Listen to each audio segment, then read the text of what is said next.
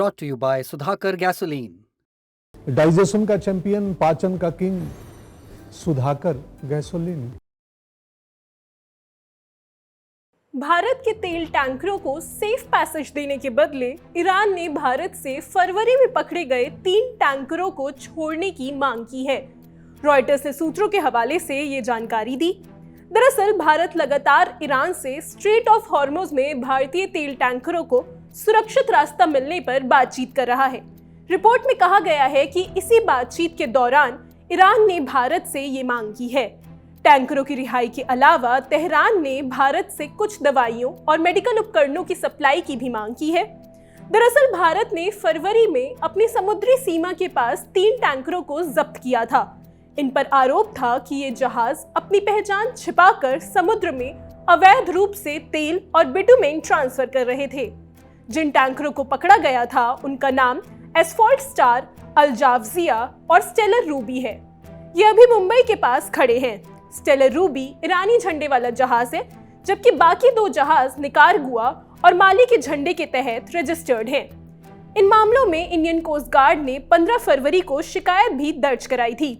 इसके मुताबिक asphalt star पर भारी फ्यूल ऑयल था, जिसे अल जावजिया में ट्रांसफर किया गया, जबकि बिटुमेन स्टेलर रूबी में भेजा गया। जब इन जहाजों को पकड़ा गया था तब ईरान की सरकारी मीडिया ने नेशनल इरानियन ऑयल कंपनी के हवाले से बताया था कि इन टैंकरों का कंपनी से कोई भी संबंध नहीं है। वहीं जोगविंदर सिंह बराड़ ने कहा था कि वो इन तीनों जहाजों के सलाहकार थे और उनके मुताबिक इन जहाजों ने कोई भी गलत काम नहीं किया।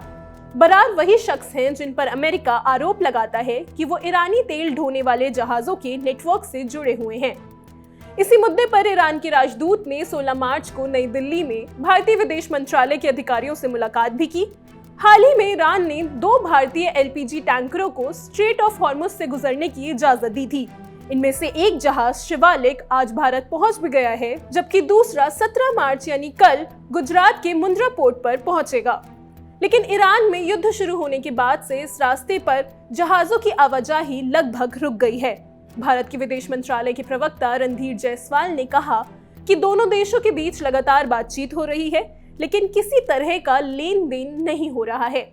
भारत के विदेश मंत्री एस जयशंकर ने भी फाइनेंशियल टाइम्स को दिए इंटरव्यू में यही कहा कि भारत और ईरान के बीच कोई समझौता नहीं हुआ है। ईरान ने भारत से अच्छे रिश्तों के चलते गैस और तेल टैंकर को स्ट्रेट ऑफ हॉर्मुज से निकलने की इजाजत दी थी। इसके बदले में भारत ने ईरान को कुछ नहीं दिया।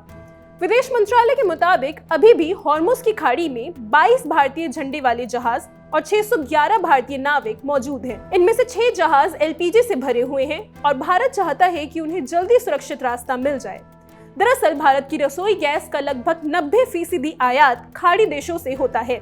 ऐसे में ये रास्ता बंद होने की वजह से भारत में एलपीजी के भंडार पर काफी असर पड़ रहा है। इस पूरे मामले से जुड़ी बाकी अपडेट्स भी हम आप तक पहुंचाते रहेंगे। मेरा नाम है निकिता, कैमरे के पीछे है विजय। देखते रहिए द लल्लन टॉक।